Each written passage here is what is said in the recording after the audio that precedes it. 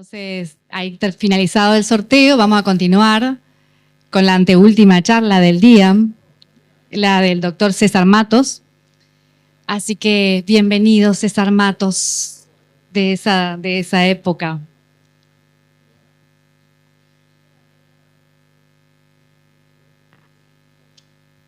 Bueno, ante todo, agradecer a Jorge, la asociación, agradecer a Laura y el CIT la invitación. Como yo siempre digo, venimos a despuntar un poco el vicio. Y bueno, en estos eventos cuando te toca cerrar es lo más difícil, porque ha habido una calidad y una excelencia de las presentaciones, la gente está cansada, y bueno, y vos tenés que levantar la vara para más o menos acomodarte. Así que trataremos de... ¿Por qué no, che?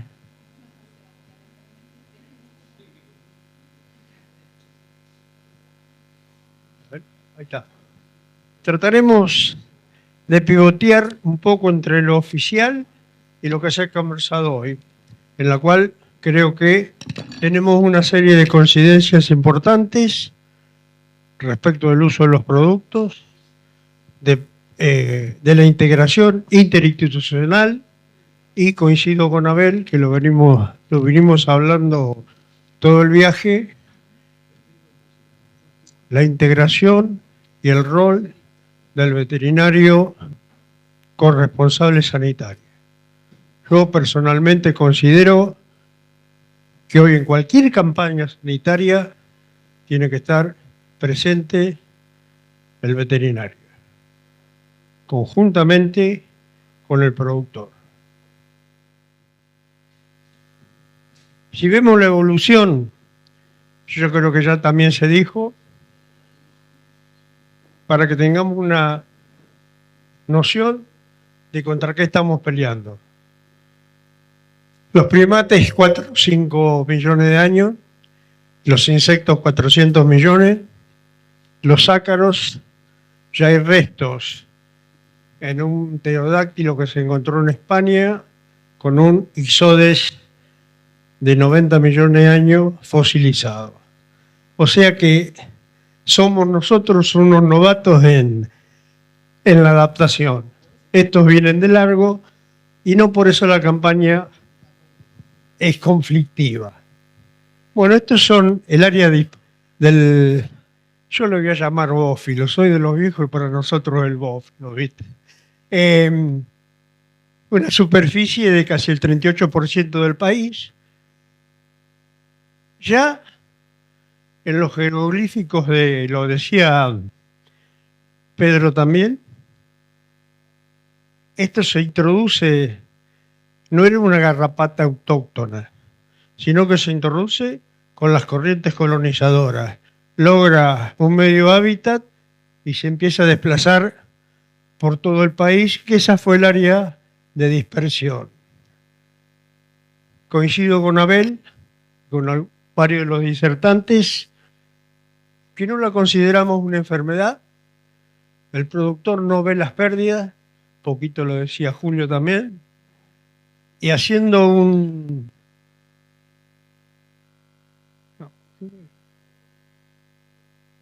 No, ahí está. Esa es la pérdida que tenemos en animales adultos y jóvenes, hablando de una parasitación de 60 garrapatas. No es mucho. Las pérdidas que se originan en cueros.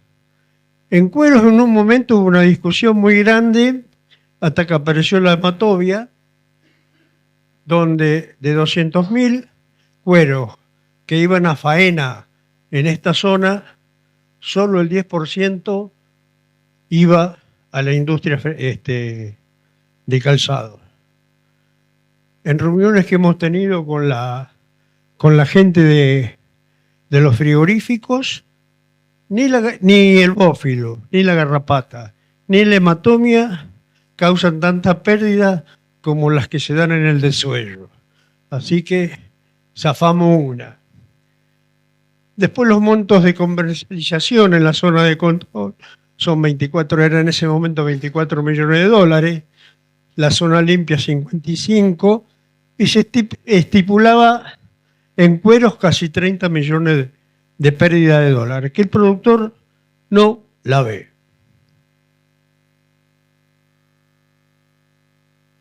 Para que te... Soy zurdo, por eso.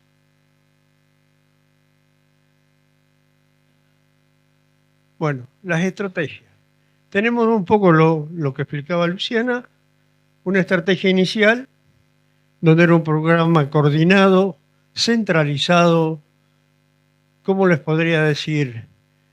Éramos una institución dentro de una institución, con recursos propios, con paratécnicos, con disponibilidad de recursos. Creo que el cuello de botella o el error que cometimos fueron dos. Uno, por problemas propios endógenos, de lo que hemos estado en el Estado, sabemos cómo es. Prioridades a veces sanitarias para otra cosa, corremos los recursos y la campaña empezó a perder su grupo. Y a mí me parece que el error, que hoy lo estamos viendo, es que lo acostumbramos mal al productor. Lo acostumbramos que venía una persona cada 21 días, le juntaba la hacienda, le hacía los tratamientos, y el día que no tuvimos esa persona, dejamos de hacer las cosas. Ante esto, empezamos en ese momento, y quiero agradecer, se lo dije a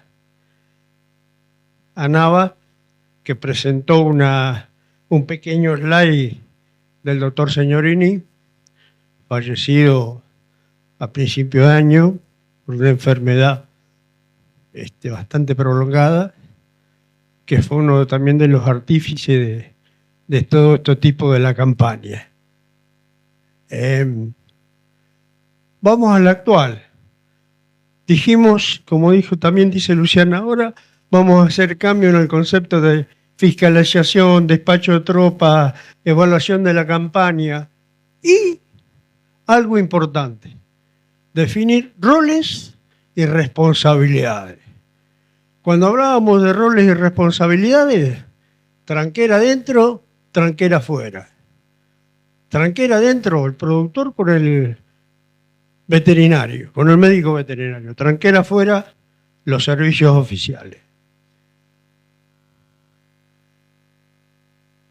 Yo traje un análisis FODA para que lo fuéramos viendo.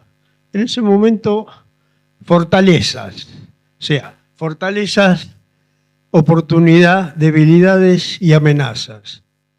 Cuando hablamos de fortaleza teníamos estrategias eficaces, prácticas económicas, buenos grupos químicos, con distintas farmacocinéticas, buena regulación para los registros de aprobación y un sistema participativo e integral.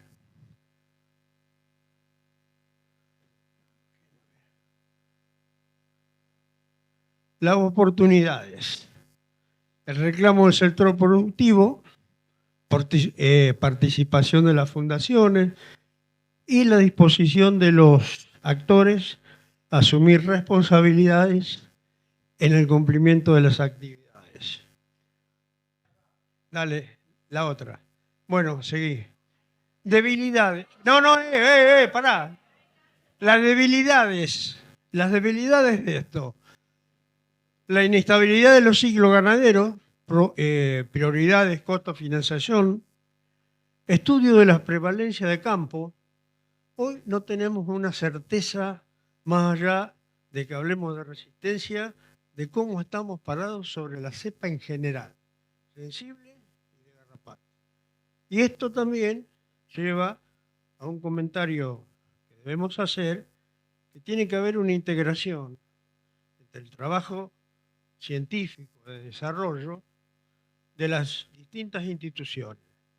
Porque si tenemos detectado factores de resistencia Habrá algunas provincias, como vamos a ver más adelante, que ya del año 40 vienen con problemas. Eso es importante tenerlo en cuenta.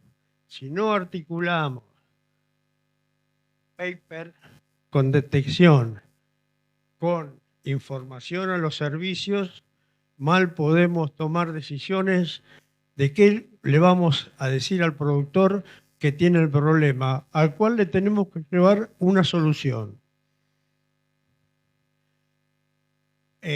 Bueno, el descubrimiento de nuevos endectocidas se lo mostraba en varias exposiciones.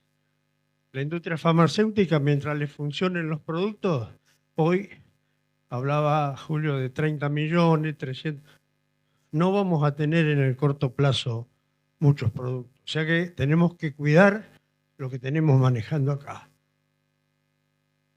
Y en las amenazas, los mercados cada vez más regionalizados, competitivos, el uso inadecuado de grupos químicos y sobre todo residuos. La siguiente. Esto lo traigo a colación. Les quiero hacer una aclaración. Ese FODA no es nuevo, que se adapta a esta época. Tiene 15 años. Con eso le estoy diciendo todo. Esto tiene 15 años escrito. Por eso lo puse. Esta es una práctica común que estamos haciendo entre lo técnico y en una limpieza de tropas.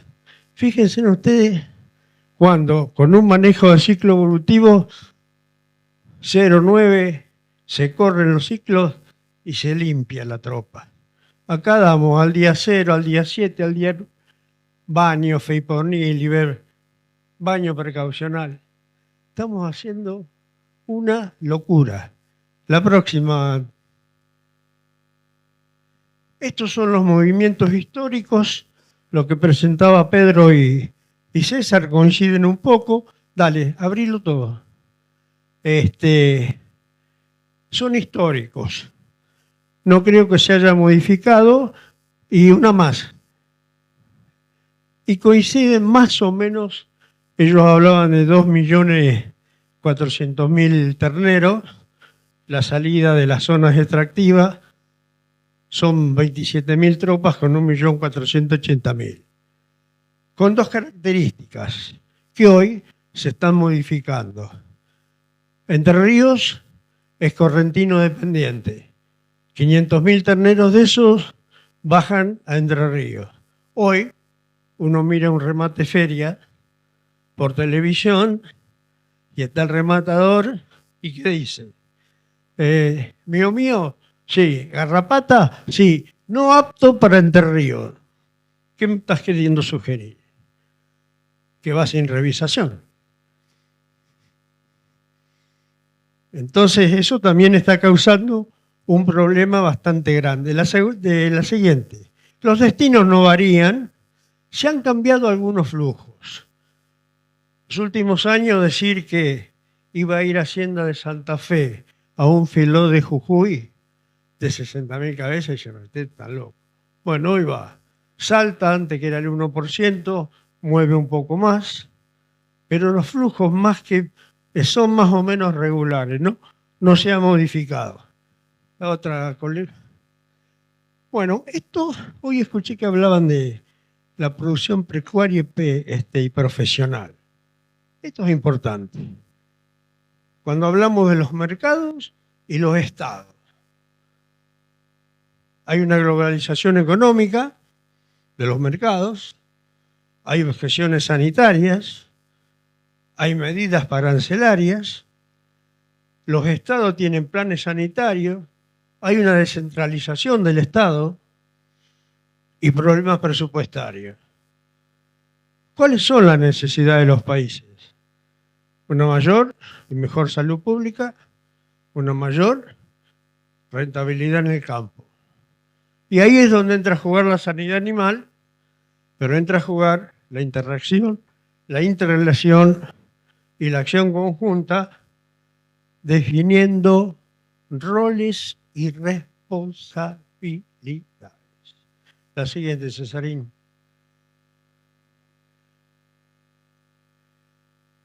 En un momento tuvimos una propuesta nacional de tener un programa nacional que hubo, que después no lo pudimos continuar en el tiempo, no logramos convencer a las autoridades de que tuviéramos un programa nacional, y acá hay una columna vertebral del SENASA.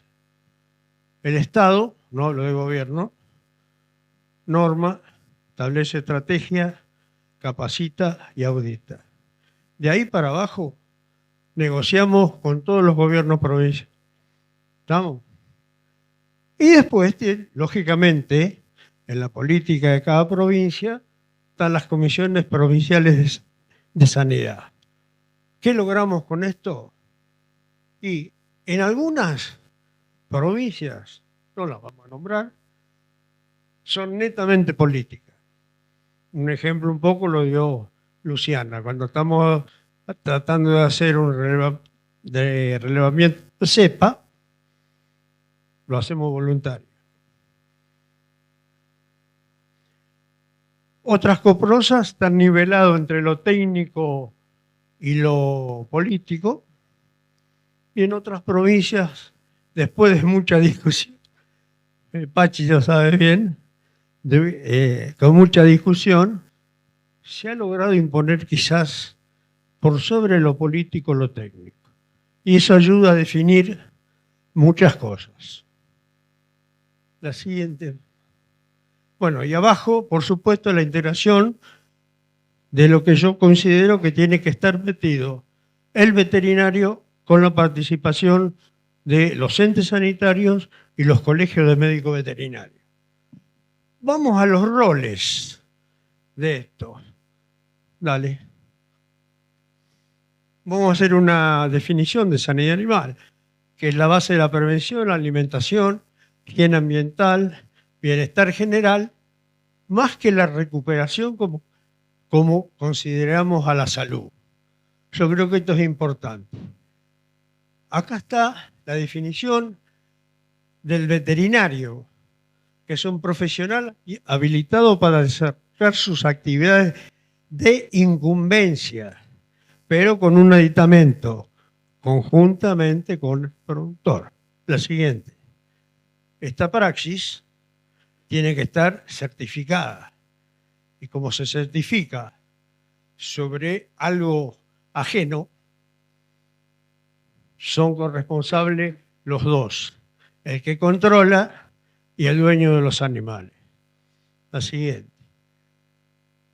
Y nosotros vemos en el corresponsable sanitario las distintas acciones y lo titulamos asistencialista, que es el veterinario que va a atender. El corresponsable sanitario trabaja sobre población, tiene una acción permanente. El asistencialista es efímera, convive con el caso, el otro convive con la enfermedad. Acá cambiamos visiones, hace un tratamiento casual, el otro es integral, es una actividad personal, tiene una actividad, es el corresponsable, multidisciplinaria, cuando erradica, evita su ingreso, y otra cosa muy importante, aunque esté a lo último, la denuncia de la sospecha. Eso es un cuello de botella. ¿Por qué? Porque el veterinario tiene la obligación. Poneme bueno, acá está. Después, ahí. No, seguí que después viene. Estas son las funciones que establece un programa, relevamiento de la carpeta sanitaria, certificación de los animales. Es la función que tiene que tener como responsabilidad. La siguiente. Esto es importante. La relación laboral es directa con el contratante. Es de elección libre, no está impuesto. O sea que a través de los colegios médicos veterinarios, pero un listado, el productor tiene la libertad de poder exigir a su profesional. Actúa en libre competencia y el productor también tiene un respaldo institucional. Los honorarios los pactan abiertamente, pero ahí está el cuello de botella. El cuello de botella es muy, es decir, un profesional y el productor, ese profesional que tiene que actuar en un momento, decir esto no se mueve, y el productor le va a decir la vaca es mía, andá que llamo a otro. Ese es el cuello de botella que tiene esto. ¿Cómo lo amalgamamos? Es muy, muy difícil. Hay que buscarle la vuelta. Y esto también es importante, lo decía Abel, tiene que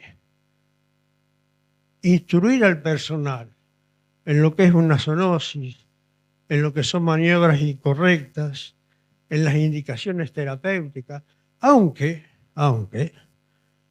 el peón de campo él conoce. Usted va en agosto y le preguntas a cualquier peón del campo del norte, ¿cómo está la coloradita? Oh, ya está subiendo, dice. Está subiendo. Mira, no sabe que sube una cosita colorada. Bueno, no es momento de hacer los tratamientos. Más allá de todo lo que se vio hoy en cuanto a estrategias que me parece bárbaro, de reducir tratamiento menos tratamiento, ver cómo combatimos la resistencia. La siguiente. Bueno, acá hay una definición de lo que es vigilancia sanitaria y epidemiológica. Yo considero que la epidemiológica es identificando y denunciando las enfermedades. Hay mucho ocultamiento. Vamos a ser reales, hay mucho ocultamiento. Que eso es otra cosa que hay que trabajar. Entonces,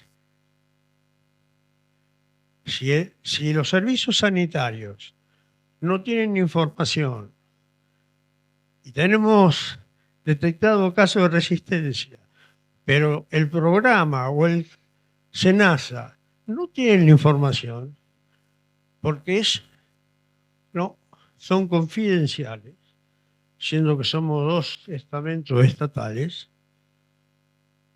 no podemos trabajar.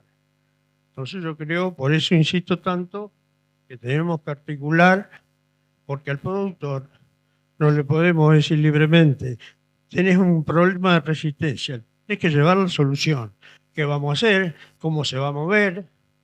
Que sepa, como decía Abel, que tiene la tranquilidad de que tiene un problema que vamos a tratar de solucionárselo de alguna forma. Y la vigilancia sanitaria previniendo y actuando sobre la aparición de las enfermedades. Otra cosa que tiene que trabajar también el veterinario son los indicadores epidemiológicos productivos. Perdónenme que yo por ahí me ahogue. Tengo un problemita respiratorio de hace bastante tiempo. Ya los viejos no agarra todo. Para caracterizar sistemas de producción y población animal, para tipificar y medir el desarrollo y la evolución de enfermedades, para caracterizar diferentes sistemas productores de enfermedad.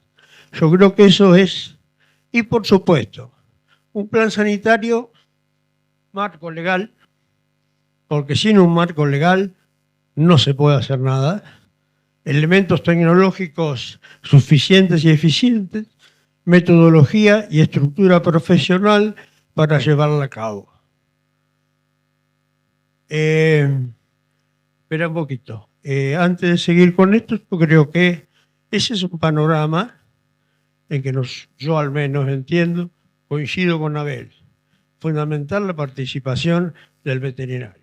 Para esto tenemos que hacer insistencia en cursos de capacitación, de norma y también convencerlo al productor. Yo opino igual que Abel, que si se lo convencemos al productor y el productor entiende, el productor va a hacer las cosas. Pero también voy a hablar por mi vieja casa. Lo que ocurre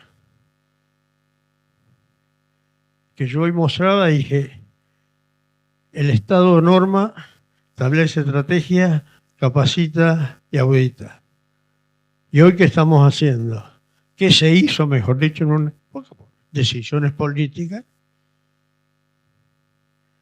Bajar a las provincias, hagan sus planes sanitarios, que después nosotros se los aprobamos. Es la mejor manera de sacarse el problema de encima de una campaña conflictiva, una campaña que de trinchera, una campaña que a nuestros veterinarios no les gusta. ¿Por qué? Porque movemos el statu quo, como decía Carlos también, que al veterinario esto lo incomoda. Bueno, y en la atención de focos, vamos a ir rápido. La denuncia obligatoria. Pero la palabra denuncia parece que lo vamos a meter preso, que lo vamos a matar. No.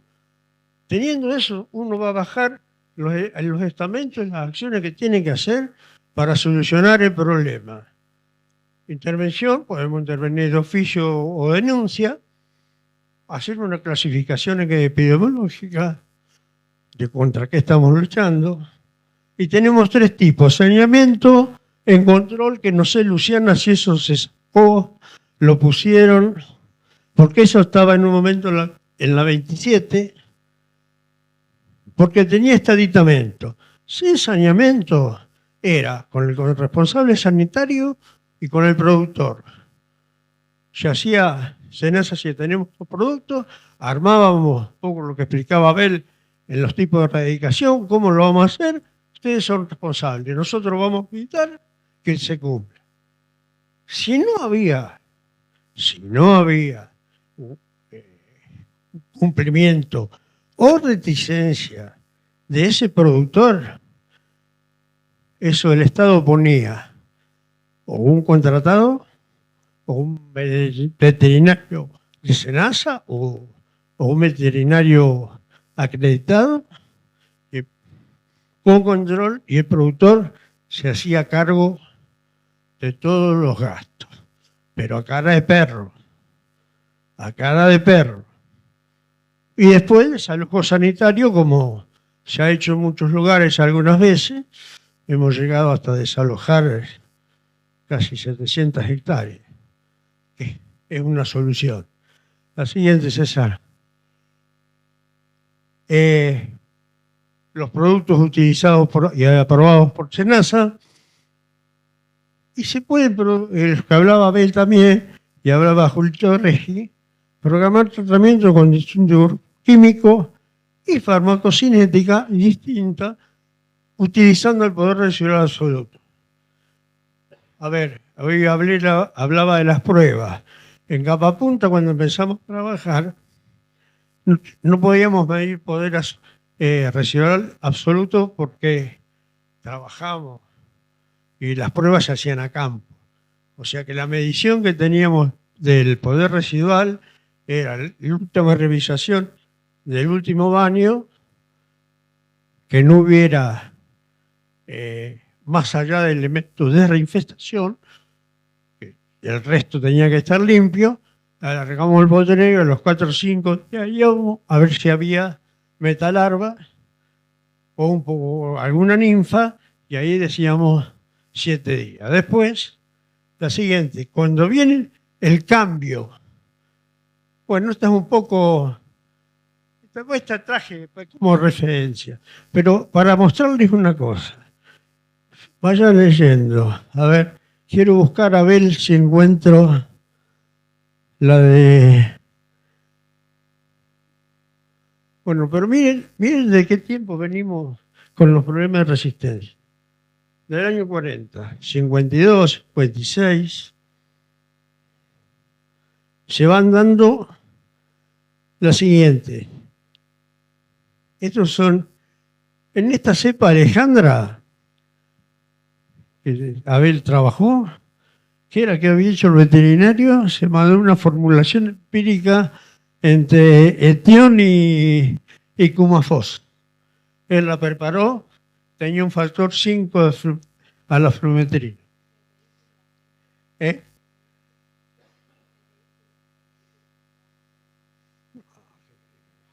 Así, Ana, ¿quién va a pedir? Y agarró el... Sí, mi intuición, ¿viste? La siguiente. Bueno, medio para terminar. Conocer la plaga optimiza el manejo. Yo creo que hoy, y lo han repetido varios, tenemos que capacitar a los veterinarios privados. Hay gente con mucha experiencia, pero tienen que estar plenamente capacitados para seleccionar. Mirá, no me lo saqué.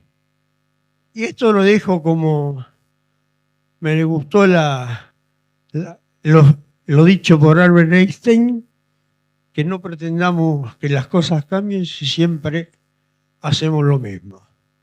Yo les agradezco por su atención, esto es muy rápido, pero bueno, gracias por escucharme.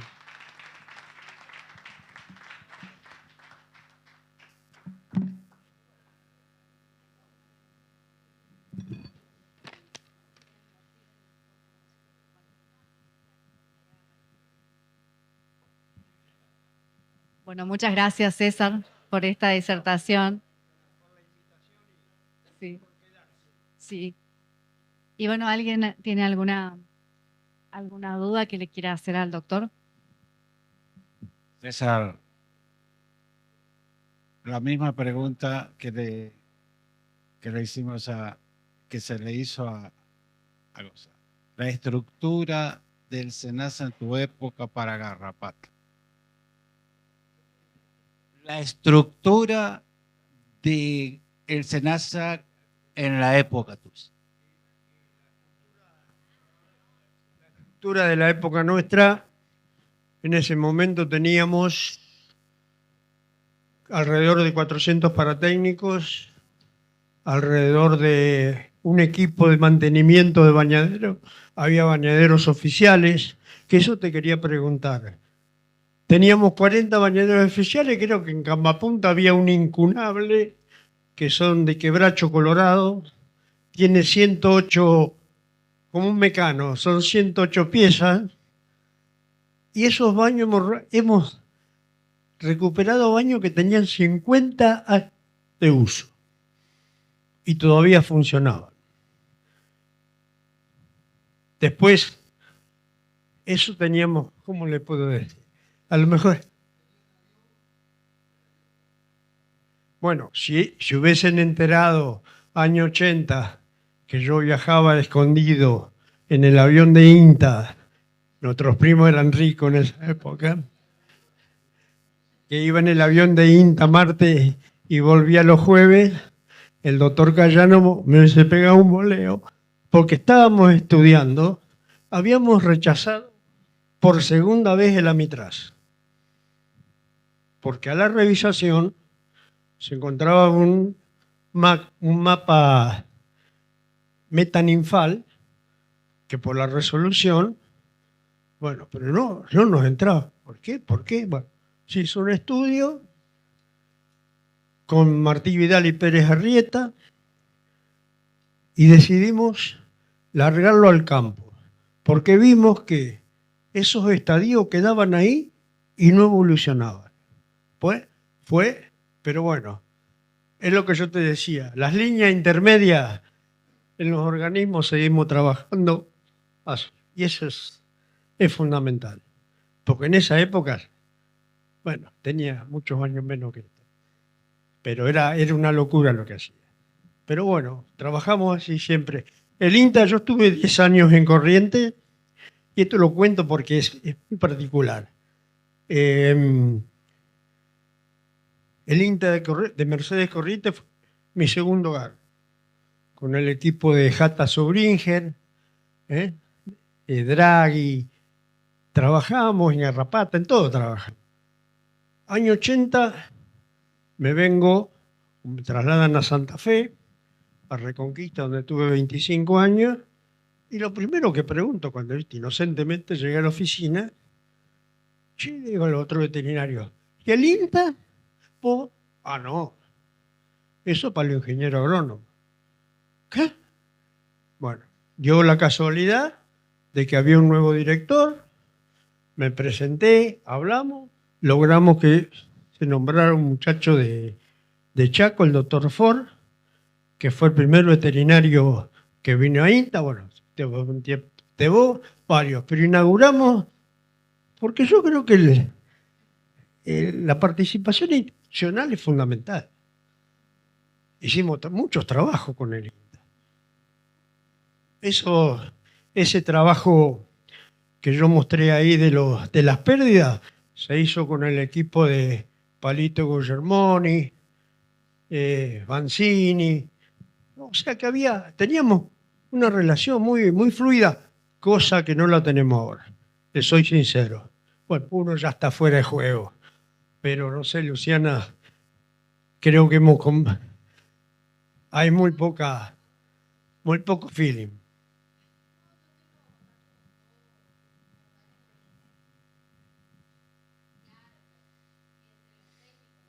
Sí, las líneas intermedias son las que hemos fogoneado todo esto. Y bueno, espero que el programa, pero vuelvo a reiterar, el Estado norma, establece estrategia, capacita y audita. Y si tengo que hacer un relevamiento de cepa, por más coprosa que sea, que no me diga que no se puede hacer, que es voluntario. Porque ahí entonces sí fallan todos los programas. Son políticas de Estado. Pero hay que ver cómo solucionamos ese stringui. Sí, lo hablamos con Atilio, que se cruzó feo con el ministro de Corriente, que nos agarramos ahí, ¿viste? El director de Sanidad. Director de Sanidad. Bueno, esto es un poco la historia del SENASA. Lamento que nos hayamos quedado sin Cambapunta, porque ahí se invirtió mucho tiempo, mucho esfuerzo. O sea, Y no me va a dejar mentir cuando ella estaba en la Facultad de Corrientes, que yo la visitaba porque yo estaba muy relacionado con el Lazareto, que le dije una vez a ella: empiecen a preparar un Senacita paralelo porque ustedes se van a quedar sin el Lazareto. Te lo anticipé 10 años antes. Sí, lo habíamos hablado. Igualmente, Cambapunta se va a recuperar. Yo creo que la cuestión es la infraestructura, el lugar, el espacio físico, porque las jaulas están, las llevas en este momento de crisis a otro lugar y después es remontarlo. El tema es que no se pierda lo de los recursos humanos formados, que yo creo que Celina está capacitada. Celina, nosotros lo veníamos... Bueno, que Celina no sé si está en condiciones ahí. Cuando asumió ella en el programa, a mí me invitaron a participar otra vez, estuve 8 meses, la estuve acompañando a Luciana, toda la información que tenía se la di. Encima, como me cambié de donde yo vivía, me agarró el ataque y tiré todo. A los 2 días me llama ella y dice: tenés que hablar. Tiré todo, dije, tiré todo. No, pero por eso yo creo que es un momento de crisis que hoy estamos viviendo. Es un momento de crisis. Y que las jaulas no se van a perder. Es prestar en algún momento, porque hoy hay una urgencia de ver en campos experimentales y que después de eso se pueda conseguir un espacio físico donde colocar nuevamente las jaulas. Lo hablábamos con vos ayer. El espacio físico es importante, el aislamiento es importante. Hay que tener en cuenta que cuando empieza una prueba, el único que puede venir es el representante del laboratorio. Los otros, porque por ahí van a querer ver cómo anda para pasar el dato, que es lo que hacíamos en Cambapunta. Sí. La confidencialidad. ¿Cómo optimizamos estos centros regionales? Y vos tenés una sola manga acá. Estás con ensayo. Pero vos me decís, construimos una otra manga acá Formosa, da para lo que necesite. Gildo va a ser 2 o 3. No hay problema. En la Facultad de Veterinaria construimos, acá lo construimos de nuevo. Hoy dependemos, ojalá, ustedes, Colonia Benítez. Sí. Es Puedan, decisión pero institucional. es decisión. Ahora, el problema es la gente que tiene que venir. Bueno, hoy dijo Andrea que la comisión técnica va a estar. Sí. Esperemos. Sí, se Comisión promete. técnica, Incluso las éramos cepas. 4 más las 2 personas de Campapunta. Sí. ¿Vale? El programa. Sí. No, y las cepas va a ser provista por el SENASA. Ellos van a mantenerla. Y ellos Sí, van a hay, traer quedó para capacitar. la Sí. cepa Mozo que quedó. Sí. No, la cepa mozo Pero uruguaya. yo La creo cepa que es SENASA, la nuestra. importante mantener eso por el desarrollo que tuvo el SENASA, cómo fuimos modificando. Bueno, hay porque ustedes tengan en cuenta esto. Cuando empezaron los problemas de los productos distintos a los de inmersión, nosotros que estábamos en la comisión técnica, ¿qué hacemos? O hacemos la más fácil, seguimos con las exigencias de inmersión, 100%, no aprueba ninguno. Y dijimos, no, acá tenemos que trabajar, que vamos a tener que hacer resolución, porque las farmacocinéticas son distintas y no hubo problema en hacer resolución. Cuando vino la vacuna, que era una Jules Venture,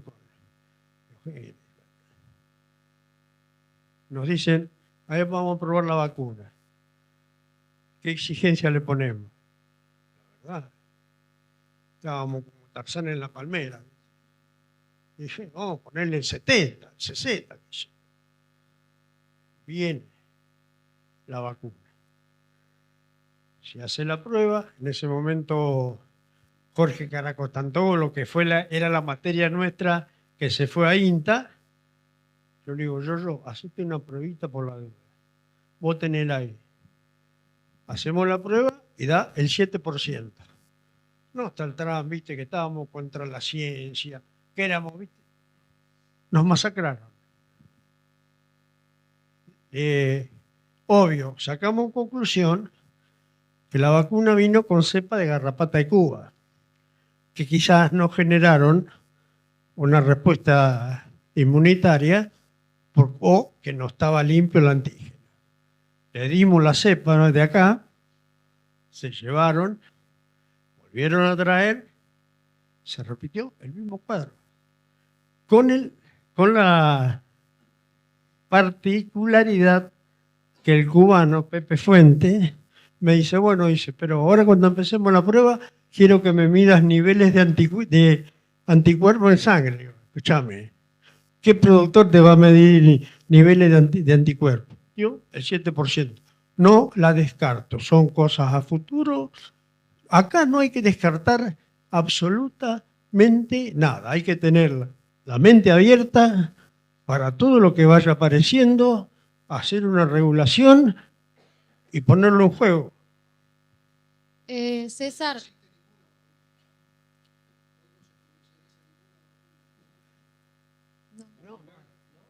No, pero Uruguay estaba teniendo algo, Atilio, pero no sé después en qué quedó. No sé en qué quedó.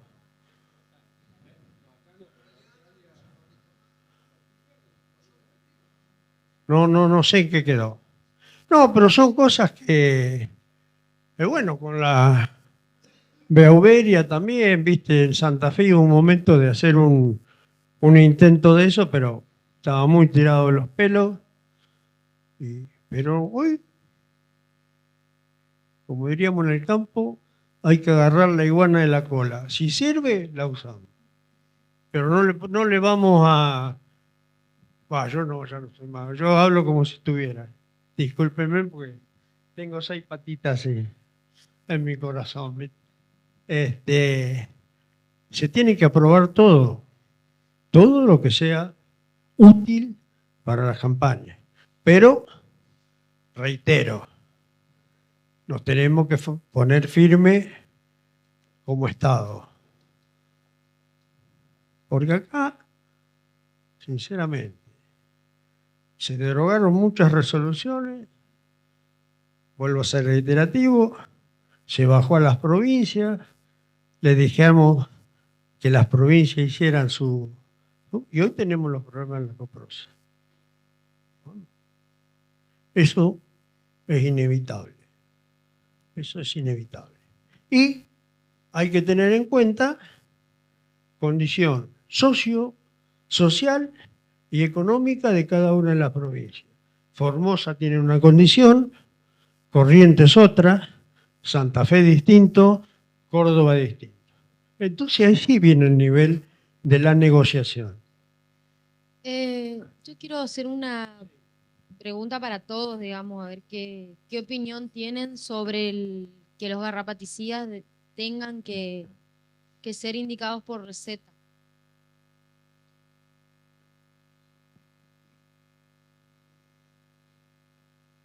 Porque eso podemos, o sea, hoy en día con la herramienta del ZIGZAG que tenemos, la misma veterinaria puede subir. ¿Qué es de venta bajo receta? Todos los ectoparasiticidas son de venta bajo receta. No. Bueno, porque no lo cumplen, pero no son de venta libre. Bueno, pero ¿cómo?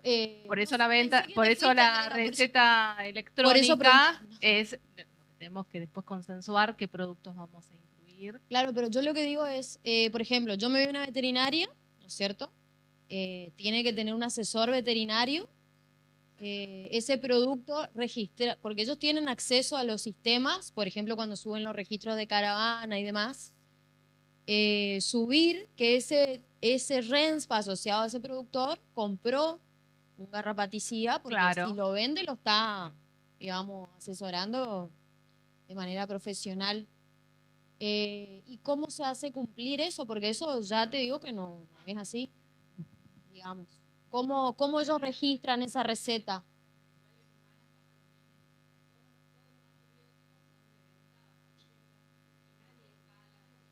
En Capital Federal capaz que sí, ahora no te venden. Vas a Gran Buenos Aires capaz que no. Pero bueno, por eso yo decía, es un cambio cultural que viene junto con estas innovaciones electrónicas. Pregunto en general cuál es la opinión, porque nosotros desde el No, programa... es que no hay opinión, es venta bajo receta, no hay opinión. Bueno, está bien, pero podemos regularlo desde el programa, digamos, ¿Sí? a eso me refiero. Así como se va a Por regular eso... que registren los tratamientos...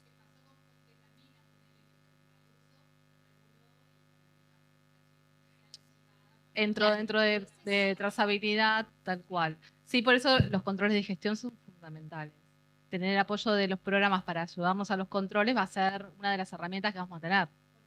Yo planteé la posibilidad de que el productor entre por autogestión y registre su tratamiento.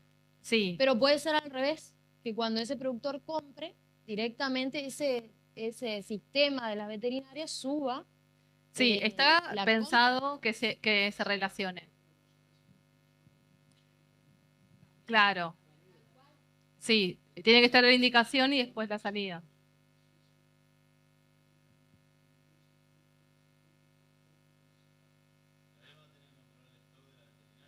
Exacto. Bueno, pero está dentro de lo que se está pensando es eso.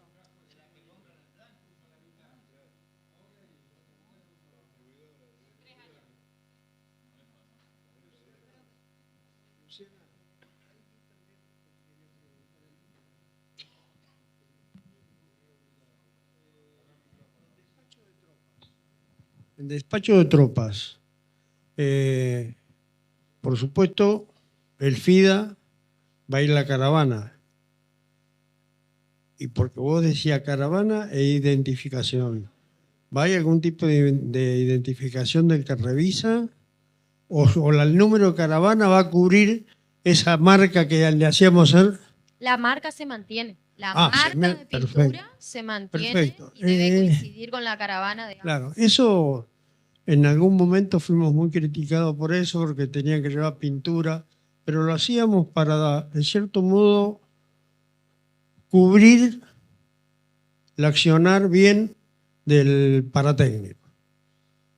Teníamos porcentaje, entonces le identificaba con una marca lo que no revisó y con dos marcas lo que teóricamente en ese momento se revisaba al 30%, al 25%, vamos a ser reales, era ojo de buen cubero.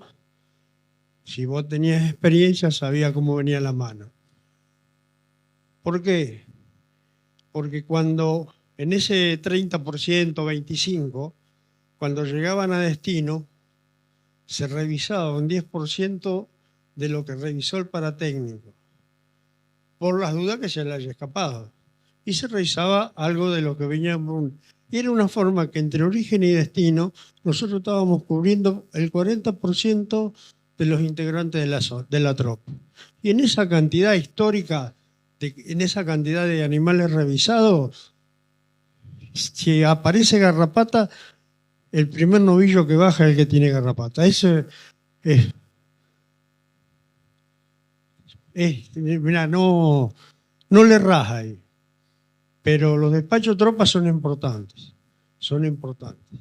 Sí, estamos hablando del tema fármacos, control de fármacos, en este caso plaguicidas, ¿no? Lo que pasa es que este sistema, uno no pretende que seamos Dinamarca, porque Dinamarca es esencialmente, además de que es distinta a la idiosincrasia, es muy pequeño, un país muy pequeño. Pero hay que buscarle la vuelta para parecerse. Entonces, debería haber un sistema de trazabilidad de fármacos directamente desde lo importado o producido acá. El fármaco, ¿no es cierto? El fármaco puro, el técnico, producido acá o importado. Eso es lo más fácil de conocer, porque si no, alguien se está escapando, ¿no? Entonces, de ahí a los laboratorios, eso se traza, a los laboratorios. ¿Qué compraron droga? ¿Cuánto compraron? ¿10 cuñetes? 5. ¿Cómo escondés cuñete? Bueno, ahí entonces a los laboratorios llegás. Los laboratorios elaboran y trazan, tienen buenas prácticas de manufactura. Vos sabés el que entró o el que se produjo, el que fue al laboratorio y el frasco. Ya llegamos al frasco. No estamos tan lejos. ¿A dónde va ese frasco? Bueno, ¿quién compró? Esa es la receta. Y se podría intentar, es un paso más que hay que trazar. ¿Cuántos recetaron? ¿Cuántos recetaron? ¿A dónde fueron esos frascos? Y estamos. No es tan complejo. Por supuesto, va a haber un montón de maniobra en negro, todo lo que vos quieras. Totalmente. Pero teniendo todos esos datos, vos podés llegar a trazar hasta a qué animal fue. El caso ideal. Los daneses, ahora vamos a ver la contracara nuestra, qué es lo que hacen los tipos. Y los tipos saben esto, saben todo, saben cuando llega al prescriptor, a quién le prescribe el tipo, cuánto usa la granja a la que le prescribieron y monitorizan, hablamos de antibióticos, y monitorizan el todo. Uso de antibióticos de manera que si en un momento esa granja consume por encima de lo que debería, le avisan, le sacan tarjeta amarilla. ¿Qué significa tarjeta amarilla? Es el término que usan, ¿no? Que deben ser, digamos, chequeados. Tiene que seguirse de cerca por un veterinario independiente que va en representación del Estado, ¿no? El uso antimicrobiano en ese ¿dónde está Andrea? Está por ahí. Con vos lo charlamos una vez. Ese veterinario entonces monitoriza qué es lo que está pasando hasta que se acomoda. Por supuesto, acá está lleno de pícaros y en Dinamarca también, porque ¿qué hacían los tipos? Metían mucha metafilaxia, ¿viste? Entonces, estos sistemas se van monitoreando sobre la marcha. Porque los tipos decían, metafilaxia me permite, y usaban terapéuticos, ¿no? Pero bueno, los productores son así en todo el mundo. Pero si se empieza, insisto, ¿no? con la masa grande de antibióticos y se empieza a trazar, fíjate que al frasco llegamos. Claro. Y la receta es obligatoria. Si chequeamos que se recetó, y bueno, ¿y cuál es el destino? Y bueno, viejo, ¿qué van a hacer con el frasco? ¿A algún lado van? Sería interesante Sí, insistir sobre mirá, yo te comento, estoy hablando de años A, pero nosotros habíamos armado con la industria farmacéutica para hacer el análisis de concentración de los bañaderos. Y en el norte de Santa Fe, pero por mes se sacaban 300 muestras. El laboratorio venía, nosotros las juntábamos, la traía el productor, usás con los medios que vos tenés, pero no es que no se pueda. Tenés que decir, no, ¿cómo lo hacemos? En el 2005, cuando presentamos, que yo le decía a Andrea, la vigilancia farmacológica, era sacar por mes 3 muestras de este garrapaticida en Córdoba, 3 en el Chaco, y siempre que no tenemos, hay que mandarlo afuera, que cuesta plata, y es básico para que vos, es decir, tenés el elemento con que estás combatiendo y no sabés qué estás poniendo. Se supone, viste, que viene bien, pero por ahí nos ha pasado, hemos encontrado latas herrumbradas adentro. ¿Sí? Una fábrica de error de fabricación. Pero una farmacovigilancia no podés trabajar si no tenés una farmacovigilancia. No son cosas costosas, porque al veterinario nuestro en la ciudad no le cuesta ir a 2 veterinarios a sacar 2 fraquitos. Vamos a ser reales. No cuesta. Cuesta después el análisis. Eso sí es costoso. Pero bueno. Un poco pensando o sea, en lo que el SIGSA puede hacer es realmente espectacular, digamos. O sea, si vos lo generás, cómo querés hacer tu módulo, digamos, ellos lo crean y lo suben. O sea, y pensando por ahí cuando ellos compran las caravanas, que suben con el RENSPA y demás, eso va quedando todo registrado. O sea que se puede pedir lo mismo para los garrapaticidas. Y un poco también por el tema de los focos no declarados, por ejemplo, o la gente que hace tratamiento de garrapaticida sin dar aviso al servicio, al ente o al SENASA. Y otra cosita que me olvidé de contarles hoy también es que hace rato se está pidiendo la gestión con la gente de inocuidad por el tema de los hallazgos de garrapata en faena. Entonces, ellos tienen que informar el hallazgo de garrapata en los DTE que llegan con esa novedad. Frigorífico Swift. Así que, sí. Frigorífico Swift te está diciendo, ¿no?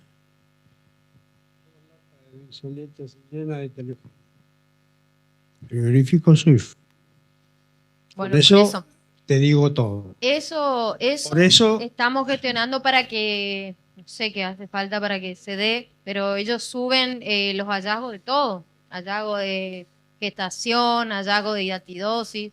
Es un hallazgo más que tienen que subir, digamos, o sea, que se puede hacer. Y sí, mira, había un ministro ya los viejos contamos anécdotas, un ministro de Santa Fe que tenía el campo lindero a un frigorífico exportador y un día apareció una teleogina en el canal de desagüe.